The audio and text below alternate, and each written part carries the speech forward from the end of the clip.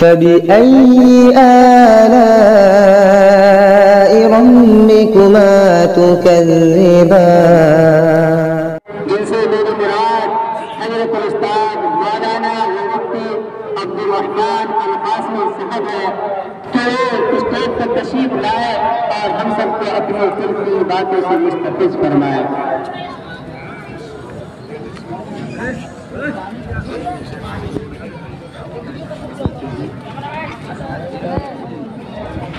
السلام علیکم ورحمۃ اللہ وبرکاتہ. بسم اللہ الرحمن الرحیم. الحمد للہ رب العالمین والصلاة والسلام على سید الانبیاء والمرسلین وعلى آلہ واصحابہ اجمعین. اما بعد. اس بزم جنوں کے دیوانے ہر راہ سے پہنچے یزداں تک. اس بزم جنوں کے دیوانے ہر راہ سے پہنچے یزداں تک. اے عام ہمارے افسانے دیوان چمن سے زندہ تک. 100 بار سوارا ہے ہم نے اس ملک کے گیسوئے برہم کو. 100 بار سوارا ہے ہم نے اس ملک کے گیسوئے برہم کو. یہ اہل جنوں بتلائیں گے کیا ہم نے دیا ہے عالم کو.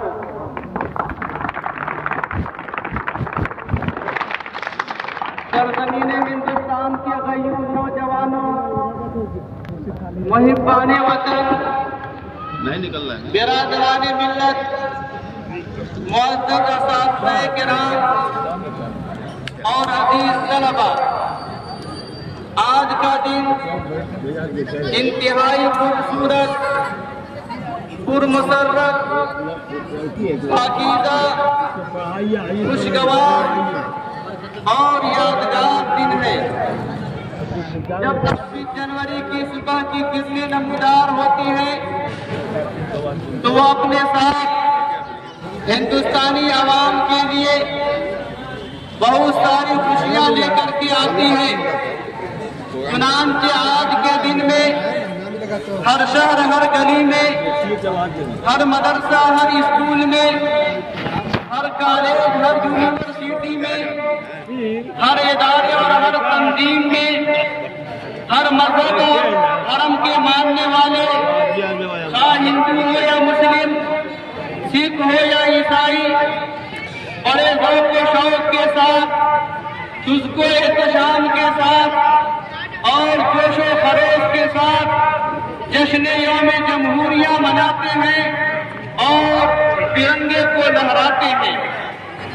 برادران ملت اسلامیہ، یہ ترنگا جو ہمارے سامنے لہراتا ہوا نظر آ رہا ہے، اس ترنگے کے پیچھے ایک طویل داستان ہے، ایک لمبی کہانی ہے.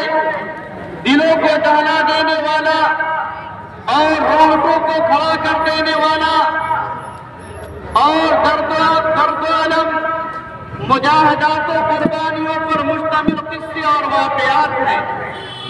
وہ قصے اور ہوں گے جنہیں سن کر نیند آتی ہے، وہ قصے اور ہوں گے جنہیں سن کر نیند آتی ہے، مگر سچی کہانی سے عمل بیدار ہوتا ہے. برادران ملت اسلامیہ، جب ہماری نگاہوں کے سامنے یہ ترنگا لہراتا ہوا نظر آتا ہے تو ہمیں پلاسی کا وہ میدان نظر آتا ہے جہاں نواب سراج الدولہ اس وطن کی آزادی کے خاطر انگریزوں سے مقابلہ کرتے ہوئے نظر آتے ہیں اور بالآخر جام شہادت نوش کرتے ہیں. جب یہ ترنگا لہراتا ہوا نظر آتا ہے تو ہماری نگاہوں کے سامنے سرنگا پٹنم کا وہ میدان اور مارکا نظر آتا ہے جہاں شیر میسور، آبروئے ہند، مجاہد ملت ٹیپو سلطان انگریزوں سے مقابلہ کرتے ہوئے اپنی تلواروں کو لہراتے ہوئے نظر آتے ہیں اور بالآخر اپنوں کی کٹاری کی وجہ سے جام شہادت نوش کرنے پر مجبور ہو جاتے ہیں. جب یہ ترنگا ہماری نگاہوں کے سامنے لہراتا ہوا نظر آتا ہے تو ہمیں بالا کوٹ کی وہ کہانی یاد آتی ہے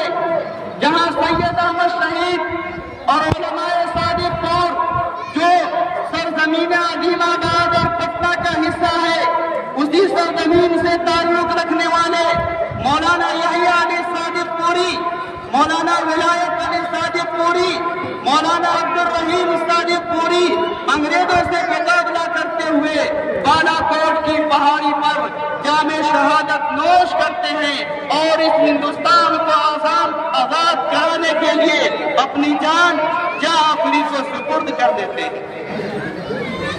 جب یہ ترنگا ہماری نگاہوں کے سامنے لہراتا ہوا نظر آتا ہے تو پھر ہمیں شاملی کا وہ میدان نظر آتا ہے جس میدان کے اندر حجت الاسلام مولانا محمد قاسم نانوتوی رحمۃ اللہ علیہ ہے، مولانا جعفر تھانیسری ہے، حاجی امداد اللہ مہاجر مکی ہے، رشید احمد گنگوہی ہے، یہ سارے علماء کرام جو کل تک کے مسند حدیث کو زینت بخشنے والے تھے اور اپنے ہاتھوں میں قلم چلانے والے تھے، قلم کو پھینک کر کے اپنے ہاتھوں میں تلوار لیتے ہیں اور انگریزوں سے مقابلہ کرنے کے لیے اور اس سرزمین ہندوستان کو آزاد کرانے کے لیے شاملی کے میدان کو اپنے لہو سے لالا زار بناتے ہیں۔ جب ہمارا یہ ترنگا جھنڈا لہراتا ہوا نظر آتا ہے تو ہمیں پھانسی کے پھندے پر اشفاق اللہ خان چڑھتے ہوئے نظر آتے ہیں۔ جب ہمارا یہ ترنگا جھنڈا لہراتا ہوا نظر آتا ہے تو دہلی کے چاندنی چوک سے لے کر کے خیبر تک کے سارے درختوں پر علماء کرام کی گردنیں لگتی ہوئی نظر آتی ہیں۔ جب ہمارا یہ ترنگا جھنڈا لہراتا ہے تو پھر ہماری نگاہوں کے سامنے لاہور کی وہ شاہی جامع مسجد نظر آتی ہے جس مسجد کے اندر انگریزوں نے پھانسی کا پھندا تیار کر رکھا تھا۔ اس پھانسی کے پھندے پر 80 علماء کرام کو ایک مرتبہ میں پھانسی دے دی جاتی تھی، پھر دوسری مرتبہ 80 علماء کرام کے قافلے کو لایا جاتا تھا اور انہیں بھی ان پھانسی کے پھندے پر چڑھا دیا جاتا تھا اور علماء کرام ہمارے اس ملک کی آزادی کے لیے، ہمارے اس وطن کی حریت کے لیے اپنی جان کو اللہ کے حوالے کر دیا کرتے تھے۔ جب ہمارے ترنگا جھنڈا لہراتا ہوا نظر آتا ہے تو ہماری نگاہوں کے سامنے لاہور کا وہ دریائے راوی کا منظر نظر آتا ہے جس دریائے راوی کے اندر انگریز ظالم ہمارے علماء کو باریوں میں ڈال کر کے انہیں اس دریا کے اندر پھینک دیا کرتے تھے اور پھر ان بوریوں کے اوپر ہمارے علماء کرام کو گولیوں سے نشانہ بناتے تھے اور گولیوں سے بھون دیا کرتے تھے۔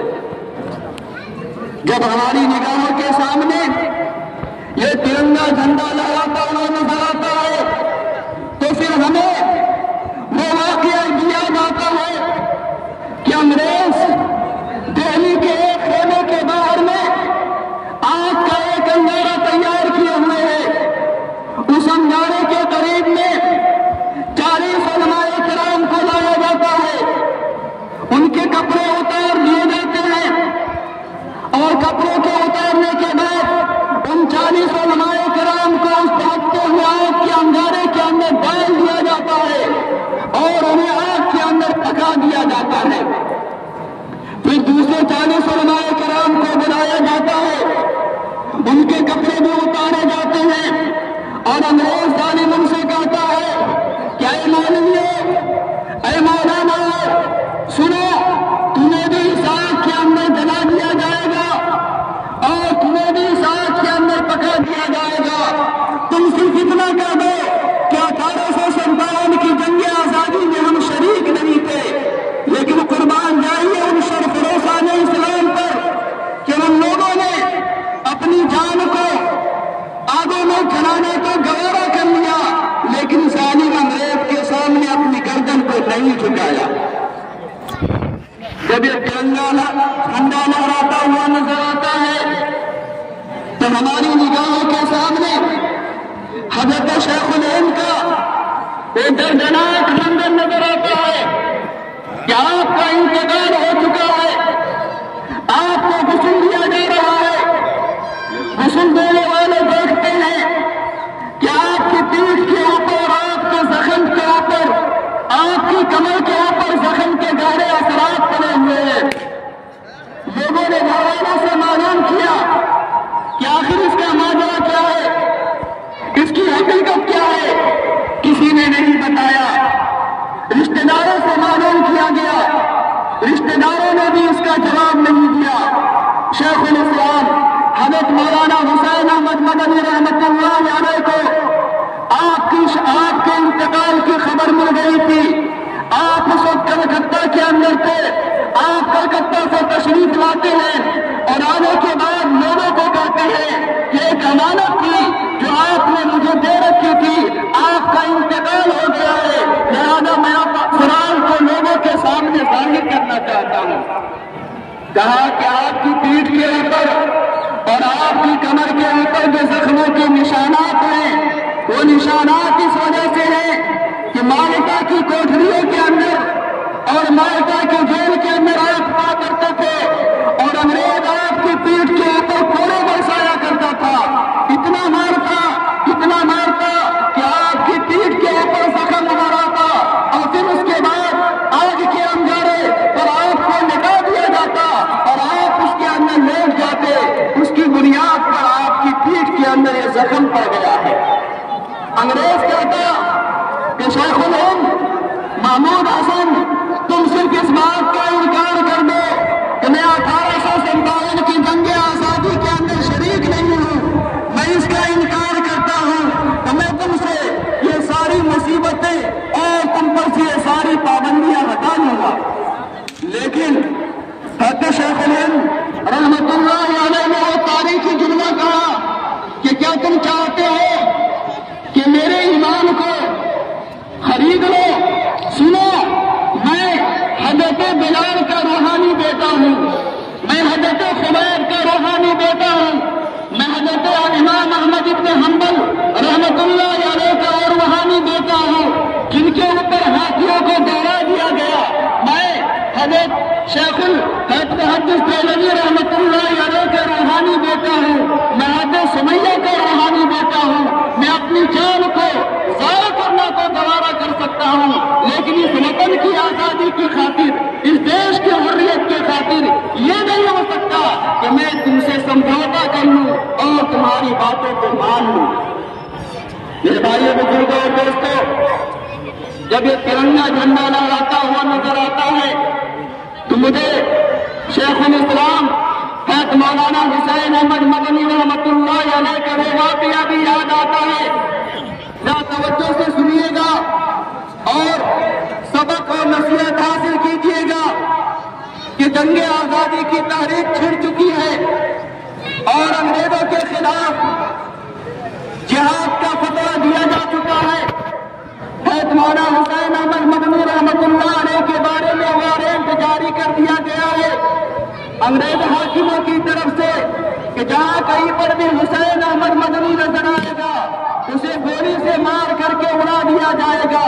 ایسے وقت میں جب آپ کو گولی مارنے کی اجازت دے دی گئی تھی، آپ کو گولی مارنے کا اعلان کر دیا گیا تھا اور آپ کے خلاف وارنٹ جاری کر دیا تھا، اور کراچی کے اندر ایک کانفرنس ہوتی ہے، اس کانفرنس کے اندر آپ کو شرکت کرنی ہوتی ہے۔ لوگوں کا خیال یہ ہوتا ہے کہ حسین احمد مدنی اس کانفرنس کے اندر نہیں آئے گا، لیکن وہ مرد مجاہد، وہ مجاہد ملت وارنٹ کے جاری ہو جانے کے باوجود اور گولیوں سے اڑا دیے جانے کا اعلان کر دیے جانے کے باوجود اپنے گھر سے سر پر کفن باندھ کر کے نکلتا ہے اور کراچی کے اس کانفرنس کے اندر حاضر ہوتا ہے اور کانفرنس میں حاضر ہونے کے بعد تقریر کرتا ہے اور اپنی تقریر کے دوران انگریزوں کو بلبل سے اور ان کی گولیوں کو گل سے تشبیہ دیتے ہوئے شعر گنگناتا ہے کہ لیے پھرتی ہے بلبل چوچ میں گل، لیے پھرتی ہے بلبل چوچ میں گل، شہید ناز کی تربت کہاں ہے۔ آپ یہ شعر گنگناتے ہیں اور آدھا گھنٹہ تک پورے مجمع کے اندر نعرہ گونجنے لگتا ہے اور سب لوگ اس کے اندر مست ہو جاتے ہیں اور گھومنے لگتے ہیں، اور پھر آخر میں مولانا حسین احمد مدنی رحمت اللہ علیہ انگریزوں کو مخاطب بنا کر کے کہتے ہیں کہ کھلونا سمجھ کر نہ برباد کرنا، کھلونا سمجھ کر نہ برباد کرنا کہ ہم بھی کسی کے بنائے ہوئے ہیں، کھلونا سمجھ کر نہ برباد کرنا کہ ہم بھی کسی کے بنائے ہوئے ہیں۔ کہ فرنگی کی فولوں میں حرمت کے بدلے سرے دار چڑھ کر ہم بھی گائے ہوئے ہیں۔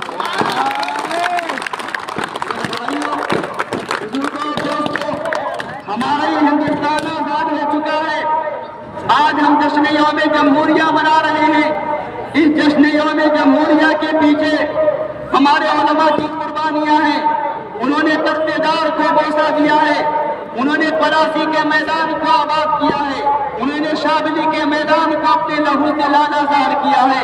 لہذا ان کی قربانیوں کا تقاضا یہ ہے کہ ہمارے اس ملک ہندوستان کے اندر ہر مذہب سے تعلق رکھنے والے کو، ہر دھرم کے ماننے والے کو اپنے مذہب کی مکمل آزادی اور رواداری ہونی چاہیے۔